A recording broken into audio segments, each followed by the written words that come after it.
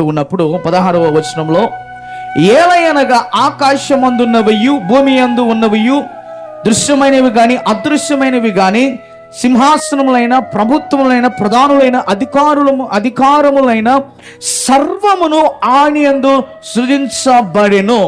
సర్వము ఆయన ద్వారాను ఆయన బట్టి సృజించబడెను అన్న సత్యాన్ని జ్ఞానులు గమనించారు, తెలుసుకున్నారు.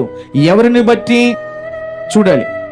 ఆకాశమందు కానీ భూమి యందు కానీ కనపడుతున్నటువంటివి, ఆ కనపడకుండా ఉన్నటువంటి వాటిని అవన్నిటినీ కూడా సింహాసనములైన ప్రభుత్వములైన ప్రధానులైన అధికారము కలిగినటువంటి వారు ఎవరైనా సర్వమును ఆయన యందు, అంటే ఆయన ద్వారా సృష్టించబడెను. ఆమేన్. ఈ విషయాన్ని నువ్వు గుర్తుపెట్టుకోవాలి, నువ్వు గ్రహించాలి. కొన్నిసార్లు అంటావు, ఇదెందుకు నాకు జరుగుతున్నది అంటావు. కొన్ని పరిస్థితులు మన జీవితానికి పరీక్షగా వచ్చినప్పుడు మనము దేవునిలో ఎలా విశ్వాసంలో నిలకడగా ఉంటున్నామన్నటువంటి ఆ విషయము మనము గ్రహించటానికి కొన్ని సందర్భాల్లో దేవుడు కొన్ని పరిస్థితులకు మనలను అనుమతిస్తాడు. గమనించాలా. ఇంకేమని రాయబడుతుంది?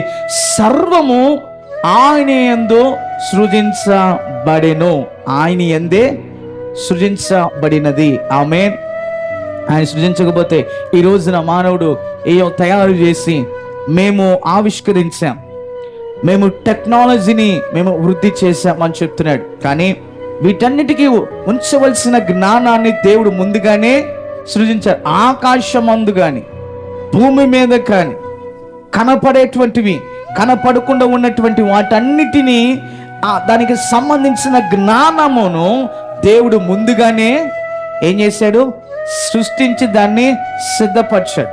ప్రభుత్వములైన అధికారము కలిగినటువంటి వారైనా ప్రధానులు పరిపాలించేవారు వారు అయినా దేవుడు ముందుగానే వారిని అనుమతించి సిద్ధపరిచాడు. Praise the lord.